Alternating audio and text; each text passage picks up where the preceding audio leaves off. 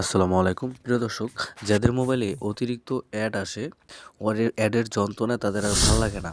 অনেকে আমাকে কমেন্ট করে যে ভাইয়া আমার ফোনে অতিরিক্ত অ্যাড চলে আসে, আমি এখন কি করব? কল দিতে গেলে অ্যাড আসে, কোনো ভিডিও দেখতে গেলে অ্যাড আসে, কোথাও মানে ঢুকলেই অ্যাড আসে। তো এটা থেকে কীভাবে সমাধান পাবো? তো সেক্ষেত্রে অ্যান্ড্রয়েড ফোনের গুগলের কিছু সেটিংস পরিবর্তন করে আপনার ডিভাইসকে অতিরিক্ত অ্যাড থেকে মুক্ত রাখতে পারেন এবং নিরাপদ রাখতে পারেন। গুগলের কয়েকটি সেটিংস যেগুলো আপনারা করে নিলে আপনার ফোনে অ্যাড আসা বন্ধ হয়ে যাবে। কিভাবে এই সেটিংসগুলো করবেন চলুন সেটা দেখিয়ে দিচ্ছি। অ্যান্ড্রয়েড ফোনের যে ব্যক্তিগত অ্যাডগুলো আছে সেগুলো বন্ধ করার জন্য যে কাজগুলো করবেন, আপনাদের ফোন থেকে চলে যাবেন সেটিংসে, স্ক্রল করে নিচের দিকে চলে আসবেন। তো এখানে একটা অপশন দেখতে পারবেন গুগল, জাস্ট এই গুগলে ক্লিক করে দেবেন।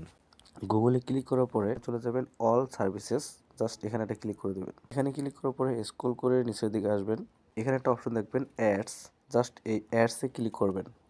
তারপরে স্ক্রল করে নিচের দিকে আসবেন, অ্যাড প্রাইভেসি এখানে চলে যাবেন, অ্যাড টপিকস এখানে ক্লিক করবেন। জাস্ট এখান থেকে অ্যালাউ অ্যাড টপিকস এটা আপনাদের অন করা থাকবে, জাস্ট এখানে ক্লিক করে এটাকে অফ করে দেবেন। তারপরে ব্যাকে চলে যাবেন, আবার অ্যাপস সাজেস্টেড অ্যাডস এটা ক্লিক করবেন।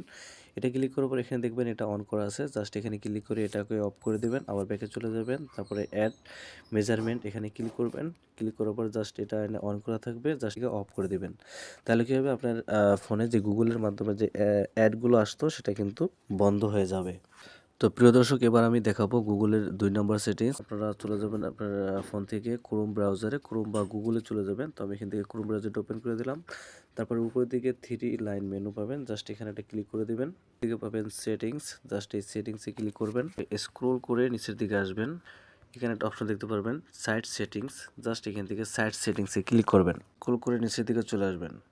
নিচের দিকে আসার পরে এই যে এখানে একটা অপশন দিতে পারবেন পপ আপস অ্যান্ড রিডাইরেক্ট, এখানে এটা ক্লিক করবেন। এখানে ক্লিক করার পরে আপনারা এই যে যেটা বাটন দেখতে পারবেন, জাস্ট এটাকে অন করে দিবেন। তো অন করে দিলে কি হবে, এতে ক্ষতিকারক ও অপ্রয়োজনীয় যে বিজ্ঞাপন আসতো সেটা কিন্তু বন্ধ হয়ে যাবে।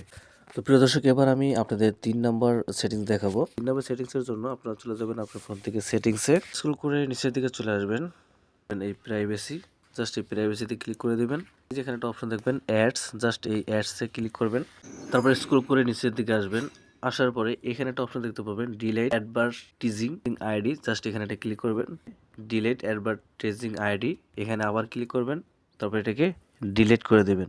এটা যদি করে দেন তাহলে আপনার যারা অ্যাডভাইজাররা আছে তারা আপনার ফোনের যে অ্যাড প্রদর্শন করা হতো, যেগুলো অনুমতি দেওয়া আছে, এটা কিন্তু এটা সীমিত করবে, এটা কমিয়ে দেবে। হ্যাঁ, এটা অবশ্যই আপনারা করে রাখবেন।